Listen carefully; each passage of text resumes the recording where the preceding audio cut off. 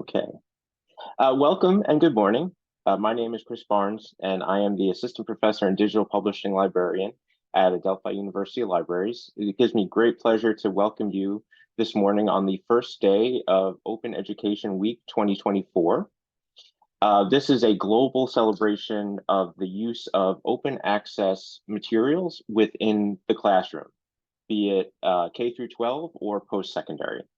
And in today's workshop, we're going to be looking at a variety of different topics related to how you can best discover, evaluate, and adopt open educational resources.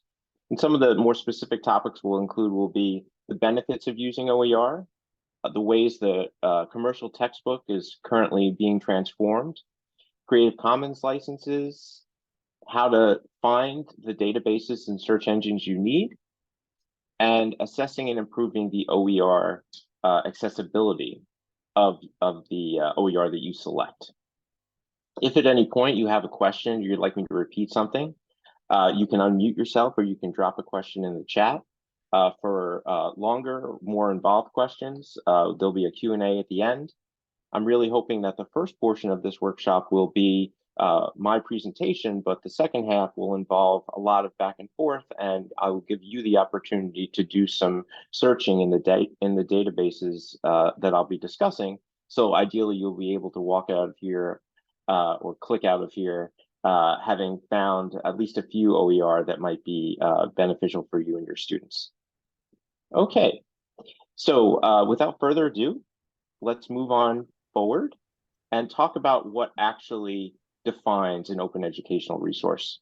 And for this definition, I'm going to rely on the 2019 UNESCO recommendation on open educational resources. It's one of the more recent statements on OER, and it is a very important one because it demonstrates sort of the global reach and impact of open educational resources. So OER are learning, teaching, and research materials in any format and medium that reside in the public domain or are under copyright that have been released under an open license that permits no-cost access, reuse, repurpose, adaptation, and redistribution by others.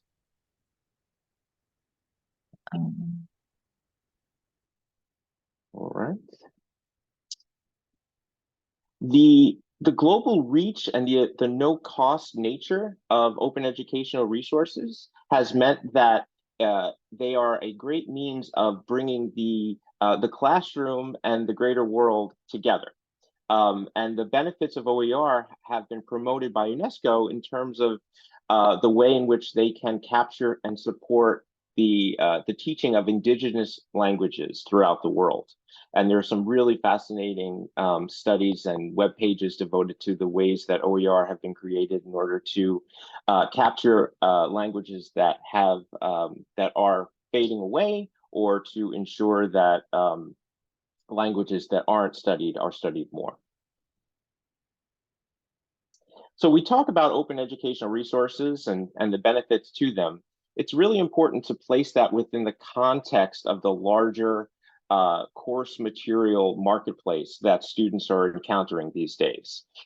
This rather scary slide compares the increase in costs since 1980 for some things that we're all very familiar with. So the blue line on the bottom is the increase in all items, and that has gone up just over 200% since 1980. Medical care, I think, is an excellent sort of benchmark that we can all relate to. We know how expensive it is. That has gone up 457% since 1980. And educational books and supplies have gone up even more than that, at 589% since 1980. This is an enormous increase, obviously, and it means that the affordability of course materials has been decreasing substantially for decades.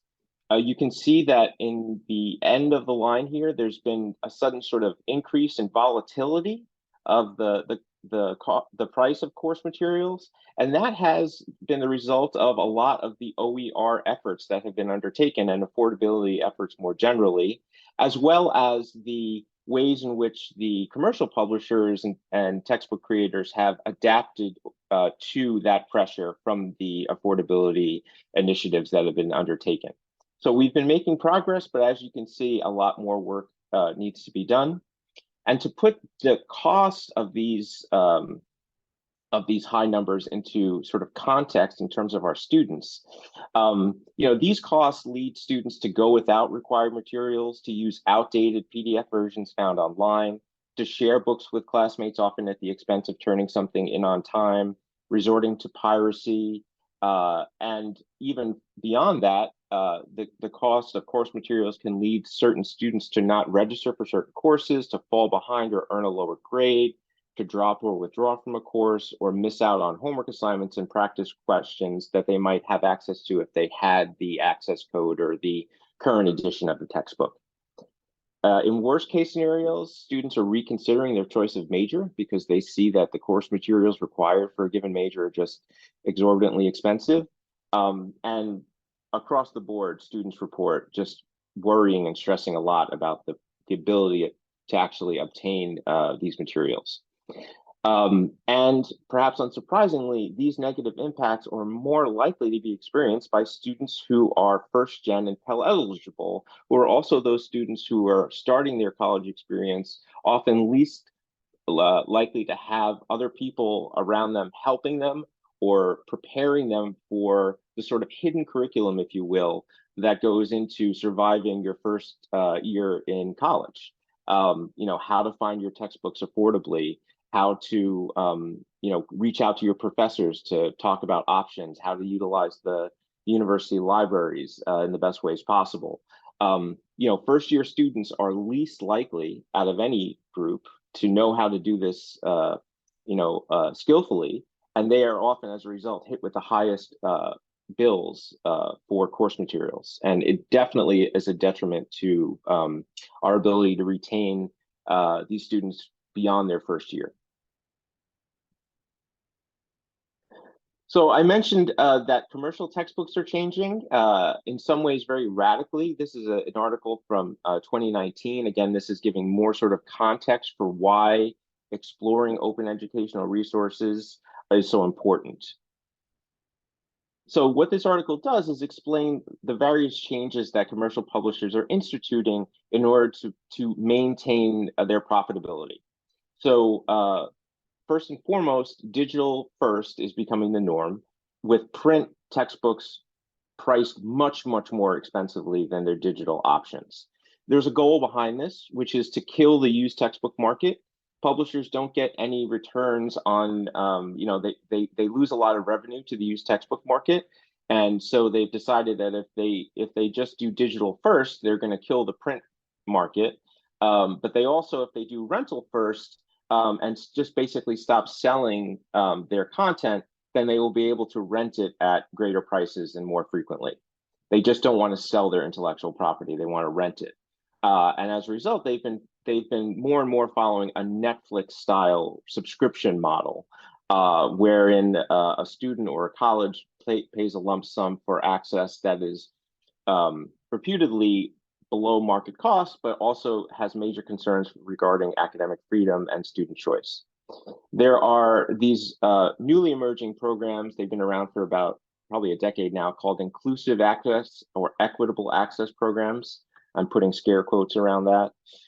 These are programs also called automatic billing programs, where faculty or administrators will sign a contract with a bookseller like Barnes & Noble or a publisher like McGraw-Hill.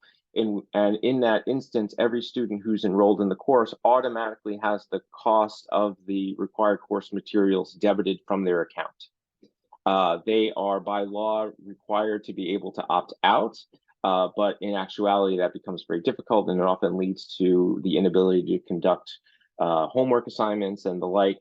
And these are so these are increasingly being sort of promoted by publishers and booksellers as a means of cutting costs for students, but they're digital only, rental only, and have major concerns regarding the longevity of this pricing model. Will it be the case that these prices for rental first, digital first are going to go up at the same rates as we saw over the last 40 years for the print textbooks? And so by requiring access codes and not actually selling their content, there's no more used textbook market. It makes it much more difficult to share a textbook if you have an ebook version, right? It's much harder to swap and share. And lastly, they are really pushing their courseware and auto grading features more and more. All of us are struggling with finding the time in our lives since COVID-19, and certainly having an auto graded grader feature is a wonderful time saver. But this also means that if a faculty member discovers that the textbook that they're using is prohibitively expensive, it's much harder for that faculty member to then move away from a commercial textbook if it also means moving away from the corresponding digital platform that went with it. And so increasingly, open educational resources and their publishers are providing ancillary resources and relationships with other providers of digital platforms so that OER can exist seamlessly with Moodle and with the sorts of LMS that are expected from commercial textbook publishers.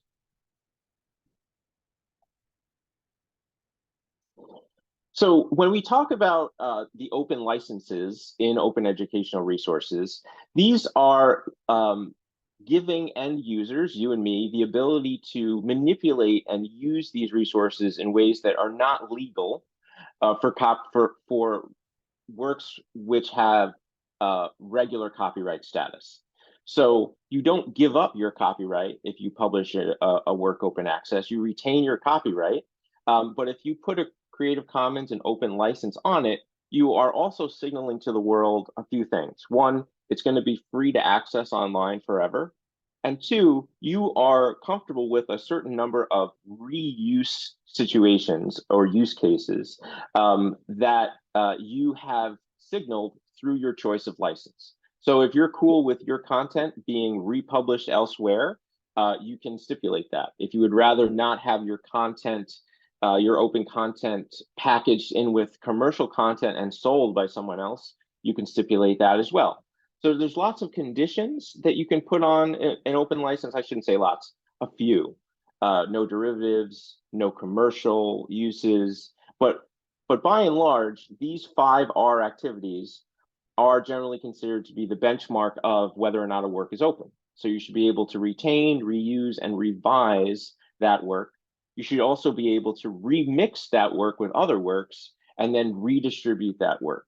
And so all of these R's make it feasible for a faculty member to find an open textbook online, adopt it just as it is, or edit it such that they perhaps move chapters in and out, edit individual content sections, or combine it with other open textbooks to create a new single open textbook, which is perfectly suited for that particular course.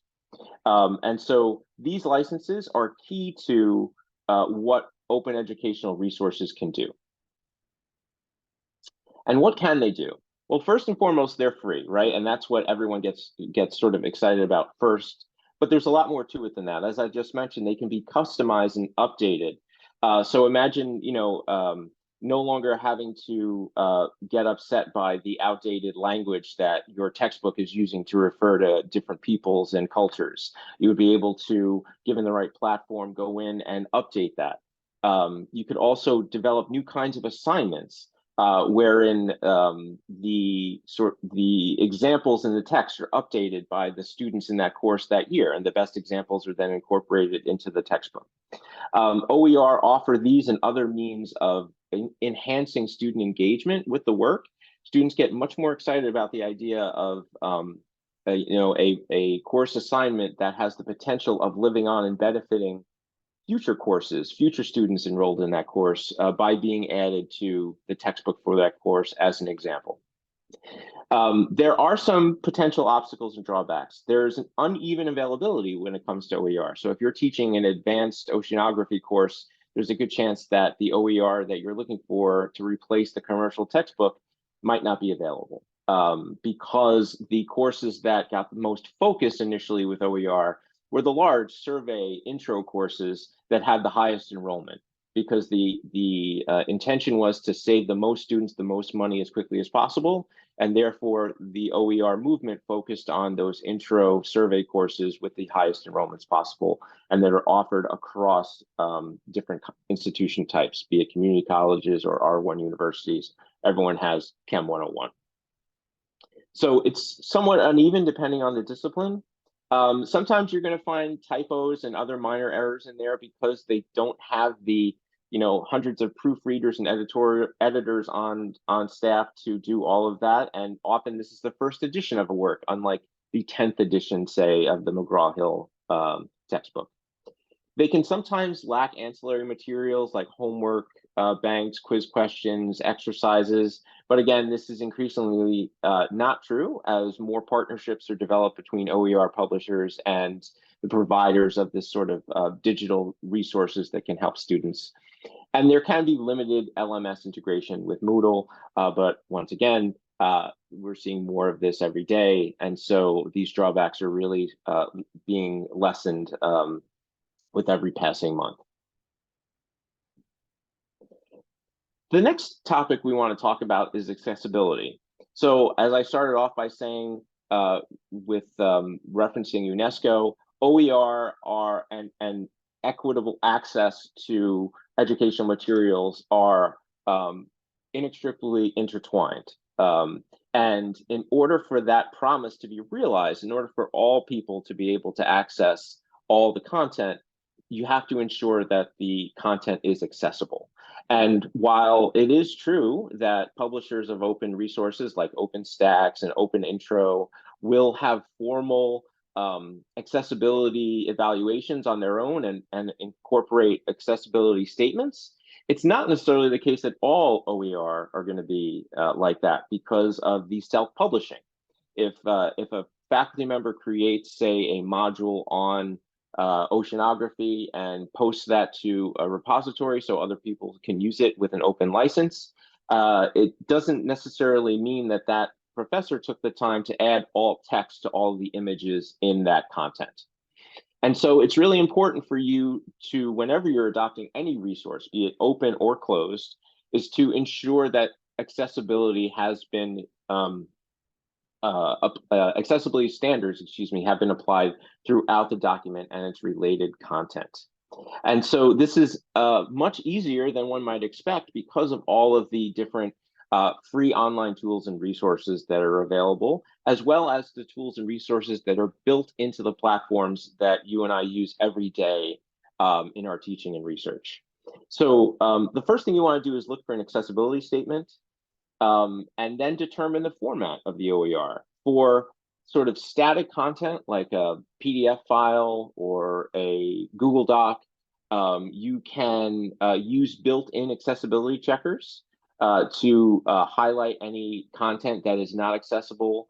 The commonly encountered issues are with color contrast, missing alt text for images, font size, things like that. And for websites, if you're going to be utilizing a website for you and your students, you want to be able to put that website through an accessibility checker, which will which will immediately reveal if there are any accessibility issues. And spoiler alert, even in the most well thought out and designed websites, there can be accessibility issues.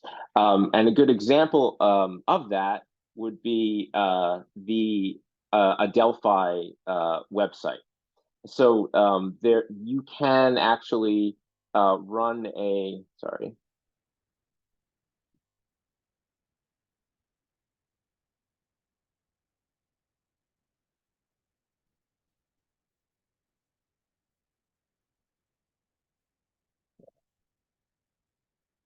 I apologize. I don't have the link in front of me, but there is an online checker which will immediately evaluate your website.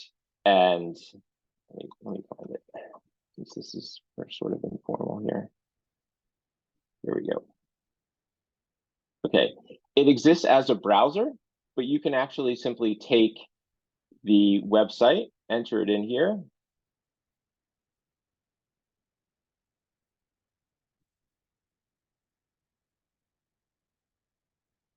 And there you go. So there are 2 errors and 3 contrast errors.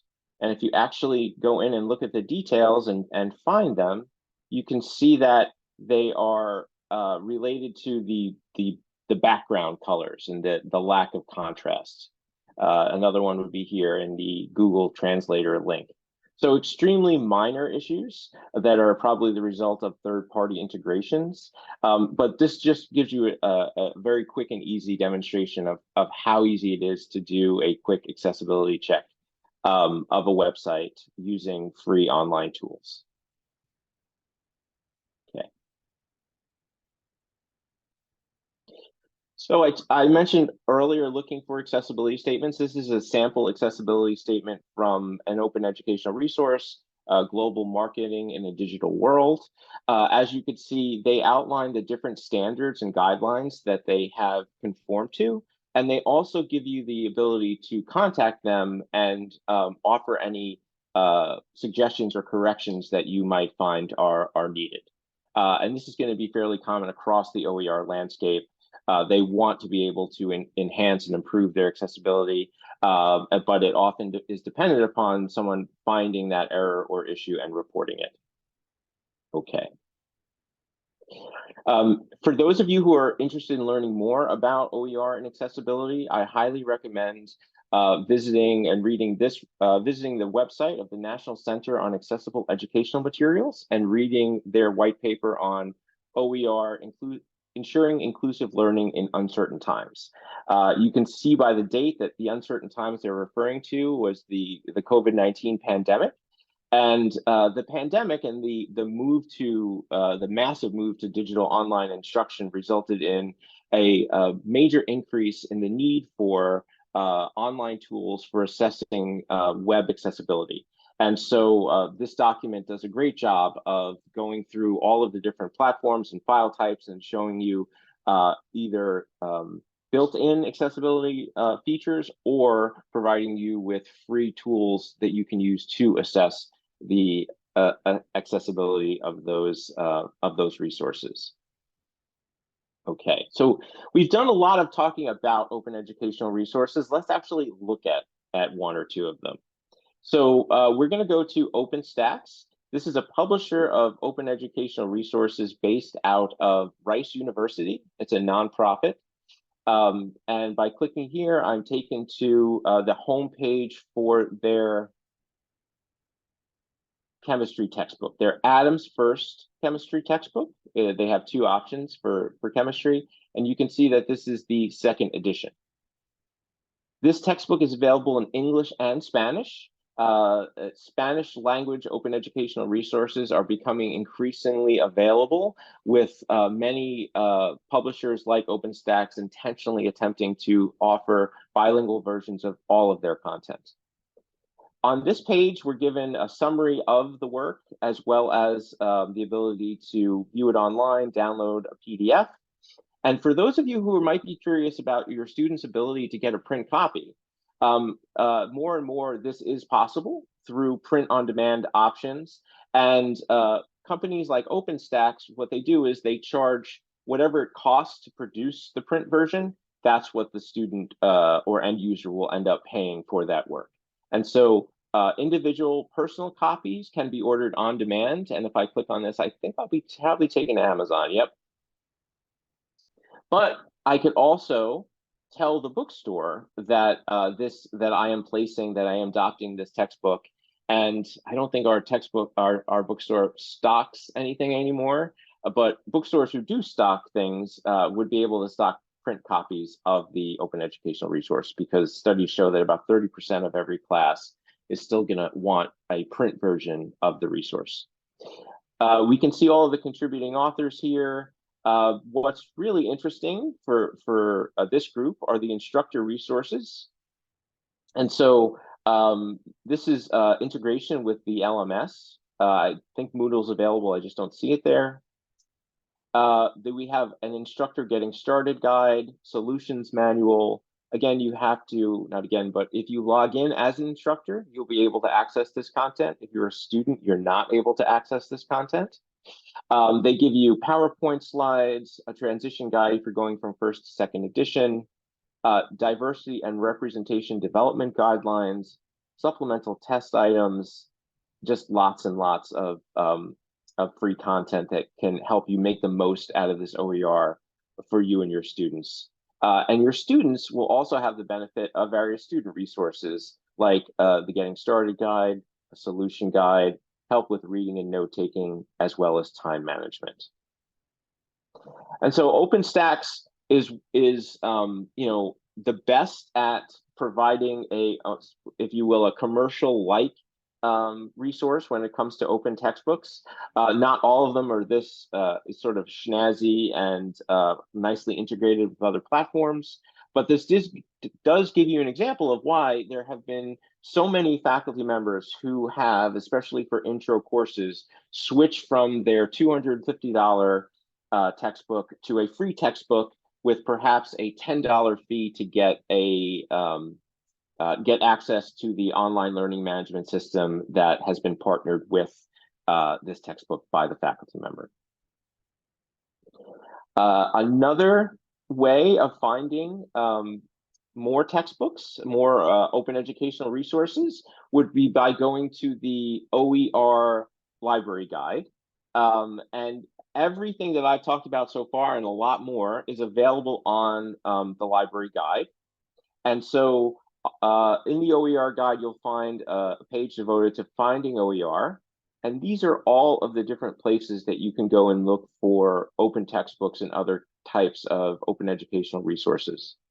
I wanted to highlight Pressbooks specifically because this is not only a publisher of open textbooks, but it's also a platform that faculty members can use to create open textbooks. And you might ask yourself how an open textbook or a digital textbook compares its sort of look and feel to a traditional textbook. If we look inside one of these, we can see that they're actually quite sophisticated and have a lot of interactive content that print versions are not able to incorporate. And let's see.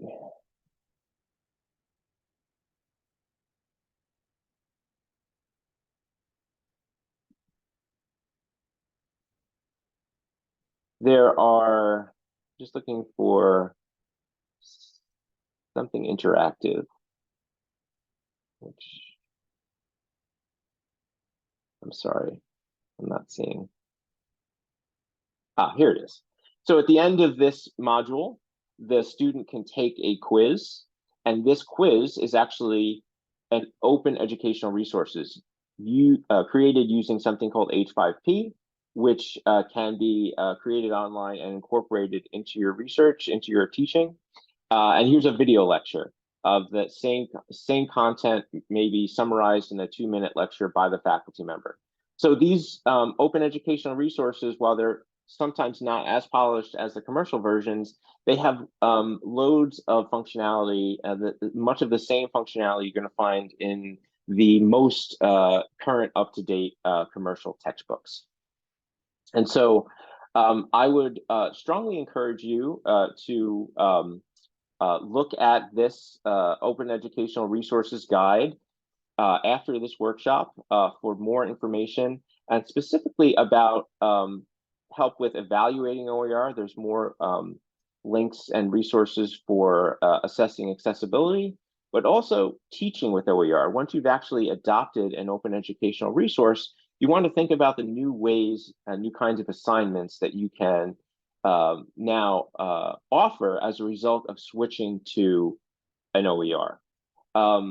Many of these types of assignments that involve OER are called renewable assignments, the idea being that rather than just writing a paper for the professor to read, to grade, and then file away somewhere, these assignments are created with the idea that the best of them are going to go into the textbook, into the OER for future classes to benefit from. And the idea is that ultimately the content of these assignments can be made publicly available, openly licensed again, and sort of complete the loop so that student work is not only being created for the classroom context, but is being openly shared with the world so that students recognize themselves as creators of content and not just consumers. We also have lots of readings on open pedagogy, the use of OER for teaching purposes, checklists, and the like. And so I highly recommend viewing the various pages in here. And with that, I will just say, thank you so much for your time and attention. I'm going to open the floor up to sort of general questions that you might have. And then after that, I will stop the recording and we can dive into more sort of one-on-one or detailed or discipline-specific questions. Any general questions based on anything I've said about OER, or anything perhaps I haven't said that you were curious about and wanted to learn more about in this session?